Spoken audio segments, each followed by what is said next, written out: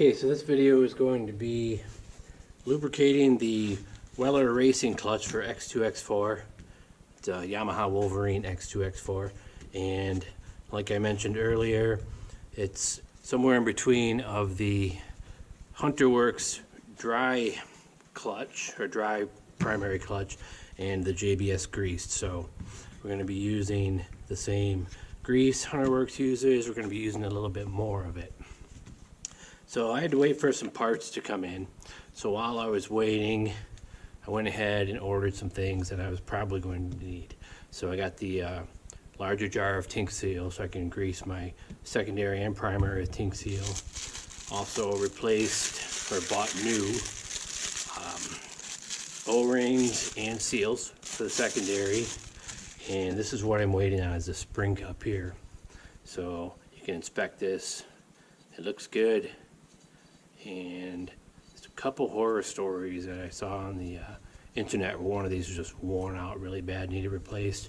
Another one looked good like this, but when they put in this beefier HunterWorks spring, this cup just shattered and the debris went all through the clutch. So it's like a $28 part. So I ordered it, so I have time on my hands, and that's why I went ahead and ordered the other parts.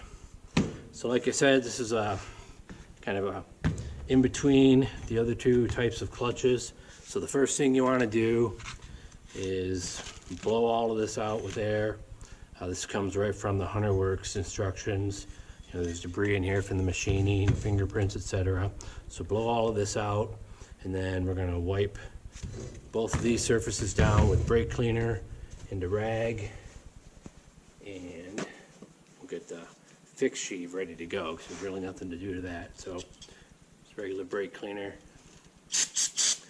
I do enough work in here now that I buy this stuff by the case. So you wipe this down, and I'm going to put it on the machine and wipe it down again, just because I'll be touching it on the way. So the fix sheave is done, so I'm going to set that aside. So the primary sheave, same thing. I'm going to be wiping this down more than once, but get it wiped down now. And then you want to keep your fingerprints off of it. This is a new piece of cardboard, but I can see I already have some mess on it. So I'm going to set this down again. This bag of Tink Seal from WELLER Racing.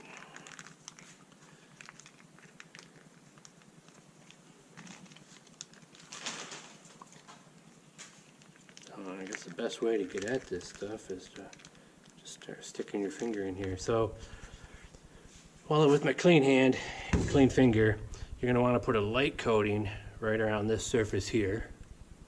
And then inside here is a really heavy groove. You want to pack it into that groove an excessive amount.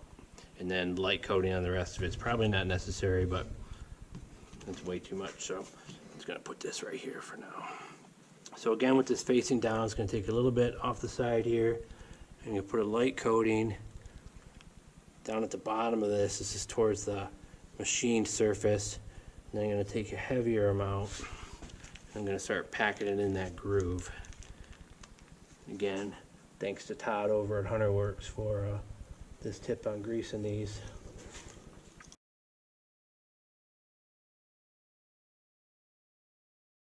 And another thing with the HunterWorks video that's going to be different about this one is that he's going to be stressing how clean you keep all this out here, but we're going to be greasing out here, so I'm not too worried about that. Yeah, I'm pretty glad I bought that extra tub of Tink Seal. Alright, now we're getting some good grease in here.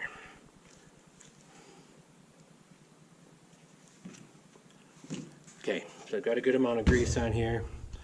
Take your take your collar, set it on your bench, take your sliding sheave, push it right over the top. All that excess comes out of there.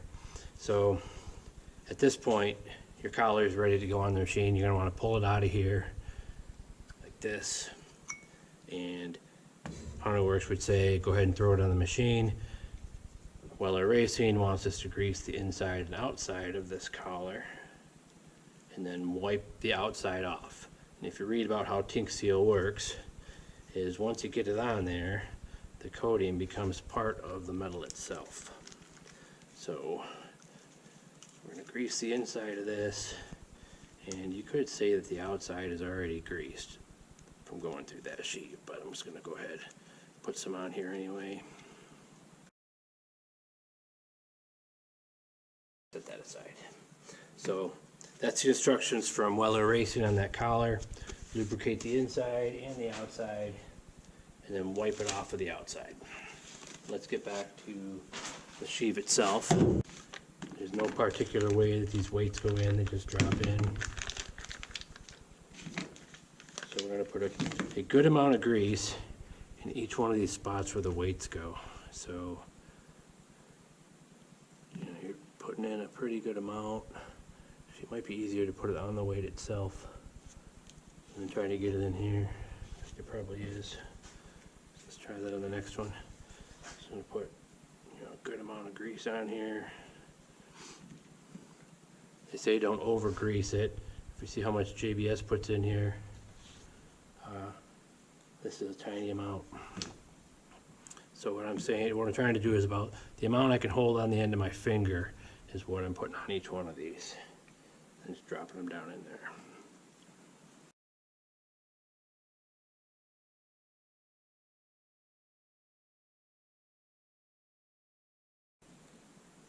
So all these are in here. Let's take what's left of my finger and just wipe it off on top of these. So as you can see, you don't have to be as clean in this area because we're going to be flinging grease around in here. So the next part you want to grease are the towers for the sliders. They just say a small amount, so I'm going to stick with that. So I'll get both sides of these sliders. The sliders themselves say they're treated. They don't say what they're treated with, so I imagine it's something that the Hunter Works has treated theirs with, and that's a trade secret. So just a small amount of grease on each one of these sliders.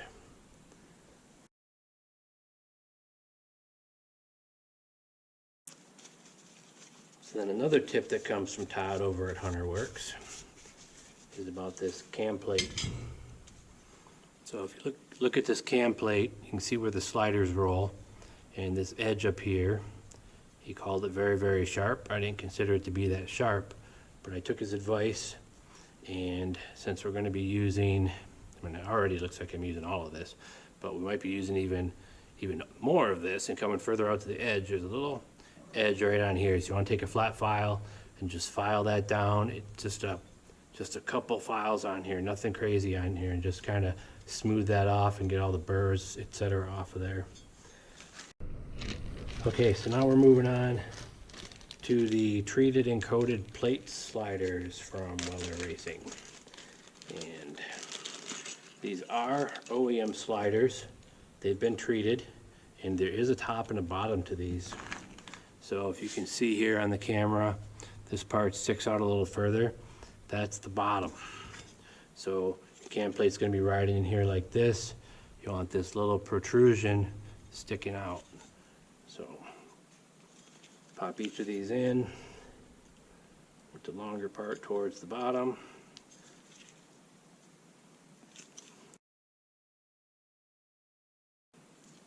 There's also a little nub on the bottom of each of these, so you can give it a quick visual inspection just to make sure you have all these on here the right way.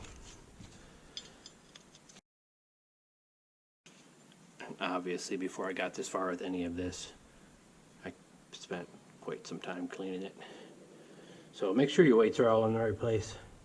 This is really the last chance you get to see them. So put this in here. It should slide up and down real nice. There we go. Once you get it moving with the grease, that slides real nice. I think I'm going to go a little bit lower with some of the grease on these towers. So make sure you get it all the way down. Felt a little bit of sticking down here at the bottom. So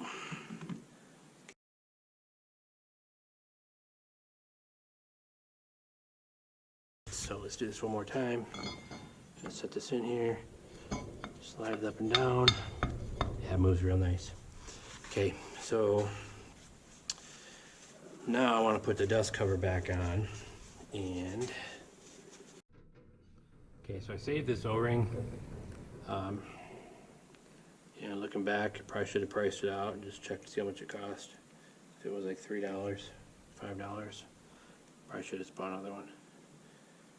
But according to the WELLER racing instructions, you can ease the installation of the dust cover with a light coating of Tink Seal. So we're going to get that from the bag.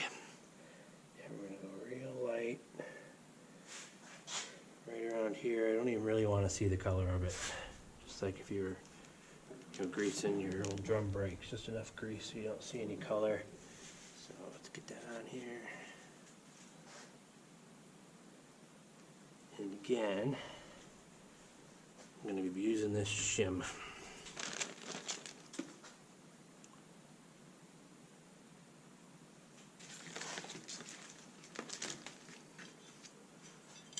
So this is always fun.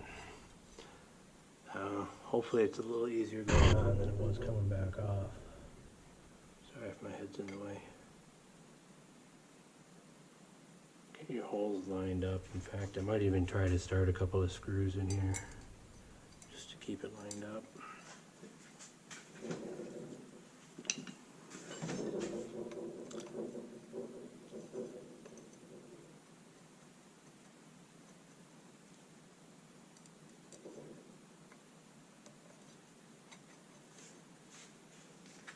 It was a bear to get off of here. Just prying at it with my fingers. And eventually it popped off. I think I remember now over at HunterWorks website. I don't remember what he did. It looked a lot easier than the way I did it. It was, I don't remember. So like I recommend, go out and watch all the videos you can if this is new to you. And just try to gather as much information as you can from all the different manufacturers. One, that'll help you decide which clutch you want to go with.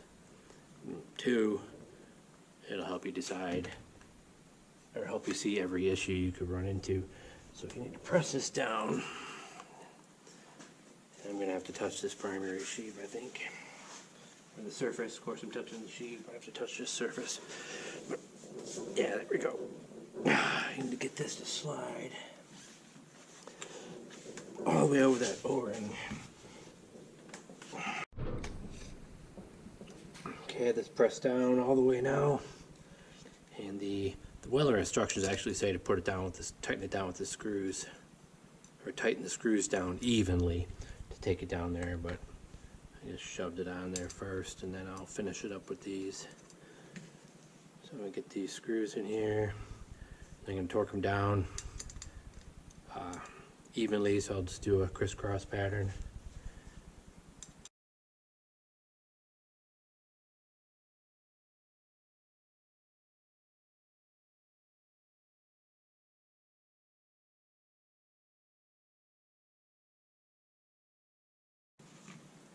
Okay, whenever you move this around, you always want to keep pressure on this, on the cam plate here, because you don't want this cam plate to rise up. That's what's holding the weights in there. So if any of those weights pop out, you're going to have a big problem. So always keep pressure on this when you're putting it on the machine, and save you from having a lot of trouble.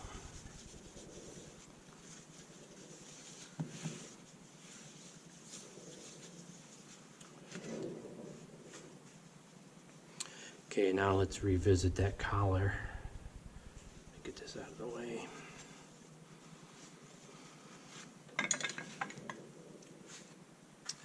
So if you remember, the instructions for this collar were to grease the inside, grease the outside, then wipe it off the outside. I think I have a little too much grease on the inside, so I'm going to take some of that out of there. You just need a thin coating of this Tink Seal. You don't need much, so. There's also this little hole here and one on the other side where some grease could fling out of there. So I'm going to shove this down in here just to get it out of the way. Or get it out of here.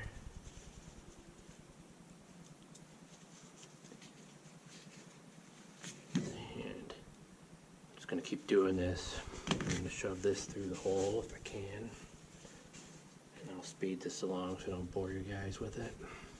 I'm just going to keep working at this until I just have a light film of Tink Seal on the inside.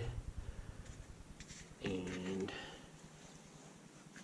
yeah, that's going to work out fine. And then I'm going to buff off the outside. I'm not going to use brake cleaner on it. I'm just going to use a clean paper towel and buff all the excess Tink Seal off of there.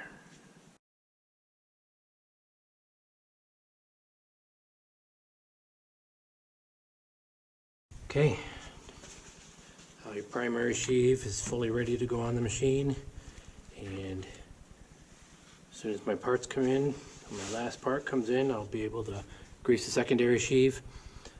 Thank you for watching. If you like this video, please press the like button below and subscribe to see more, especially if you're interested in seeing the secondary sheave surface and how this Weller racing clutch performs on the Wolverine.